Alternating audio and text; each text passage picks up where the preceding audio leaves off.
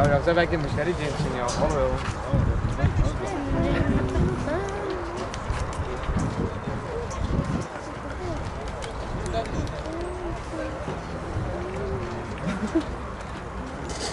Abi yardımcı olalım, 2 kişilik 3 kişilik fiyatlar.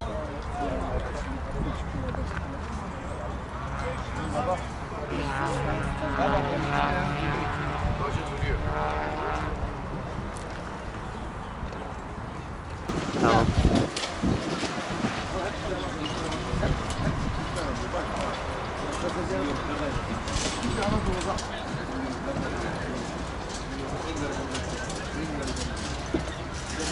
Şu anda çadırımızda toplamda 46 tane hayvanımız var. Ortalaması 3 kişiyle 7 kişilik olacak şekilde canlı kiloları 400 ile 800 kilo arasında 46 tane hayvan getirdik. Şu anda Bucak Kaynaklar Hayvan Pazarı'nın ufak bir sıkıntısı var. Bir müşteri gelememe gibi bir durumumuz var buralarda. Satışlarda zorluk yaşıyoruz. Fiyatlar beklentilerimizin çok altında, maliyetlerinin altında satışlar yaptık. Biraz mağduruz. Aslında işin doğrusu buradaki ortam da pek hijyenik bir ortam değil. Hem insan sağlığı hem hayvan sağlığı açısından biraz sıkıntılı durumdayız. Hem kara sinekle mücadele ettik. Aynı zamanda burada gübre mücadelesi de biraz zorluydu. Bir şekilde bugüne kadar gelebildik. 46 hayvandan 40 tanesi satıldı. Allah'ın izniyle şu anda elimizde pek hayvan da kalmadı. Biz çok yüksek rakamlar peşinde değildik. Biz elimizden geldiğince hayvanlarımız satılsın diye uğraştık. Aynı zamanda maliyetlerin de kurtarılmasını istedik.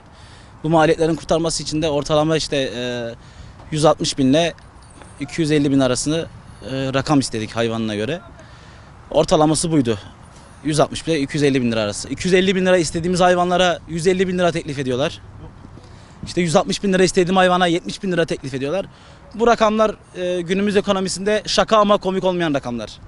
Yani burada verilen emek gerçekten öyle ne teşekkürle ne de belli bir fiyatla ölçüşemez. İnsanların burada bir aydır yaşadıkları gerçekten hiç kolay şeyler değiller. Burada ellerimiz parçalandı, yağmur yağdı, çamurun içinde kaldık. Üstümüz battı, arabamız battı. Tabii şimdi çamurda yürüyenin üstü batacak, olacak o kadar. Bunları bilerek geldik buraya ama konfor yok. Yani asla insanlar burada rakam verirken bizim burada ne çile çektiğimizi görmüyorlar. 25 hayvan getirdik. Hani hepsinde zararını elden çıkarıyoruz. Hani 210'luk hayvanı 150'ye hani elimizden gelecek kadar düşürmeye çalışıyorlar. Hani 140. Hayvanın maliyeti 130 bin lira mal oluyor. 135'ten veriyoruz. Elimizde 8 tane kaldı. 160 kilo 140, 135, 130 aralığında değişiyor. İneğin maliyeti 130 bin lira mal oluyor. Hani taş tanesi 2 veya 3 bin lira kazanç oluyor veya olmuyor. Hani gelmeseydik daha iyi olurdu da hep biraz kısmet. Kurban pazarı iyidir. Fiyatları da güzel. Bendeki rakamlar 380-400 o civarlar. 30 tane getirdim. Son 8 tane kaldı. Onlar da hemen hemen bugün biter. Benim hayvanlar 900 kilo. Mesela bu hayvan az önce satıldı. 900 kilo geliyor. 385'e verdim. Bir torba yem olmuş 1100 lira. 1000 lira. Arpa olmuş para. Mesela buranın kirası 20 günlük 200 milyon. Kirası 20 günde 200 lira para veriyor. Ama tabii insanların da şartları bozuk. 20 milyon emekli maaşı alıyor. Nasıl kesecek adam? Pazarın hareketlik durumu normal yani. Ne fazla iyi ne fazla kötü. 45 adet getirdik. 35 tane sattık. Şu an 10 tane hayvanımız duruyor. Yarına kadar inşallah biter. Fiyat aralığımız 130'dan başlıyor 215'e kadar. 130 kilo diyelim 160 kilo karkası var. 215 liralık hayvan da yaklaşık hemen hemen 280 kilo karkası var. Daha doğrusu diyelim değmiyor. Çünkü maliyetler yüksek. Maliyette gerçekten masraf yüksek. Mesela geçen seneyle bu sene arasında bayağı bir fark var. Diyelim geçen sene bir torba yemi biz 700 milyona alıyorduk. Bu sene 1 milyar 100 milyon. Maliyet yüksek yani.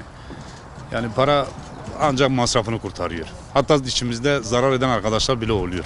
Vallahi pazarlık hareketi şu an durgun. Hani biz insanları bekliyoruz. İnsanlar neyi bekliyor biz onu bilmiyoruz. Biz onlar için 1700 kilometre yol geliyoruz ama kendilerini burada göremiyor. 26 taneyle geldim, 13 sattım, 13 duruyor. Yani mecburiyetten artık, öyle diyeyim. Ha, değmiyor şu an için. Ya yoksa belki müşteri değilsin ya. Oluyor. abi.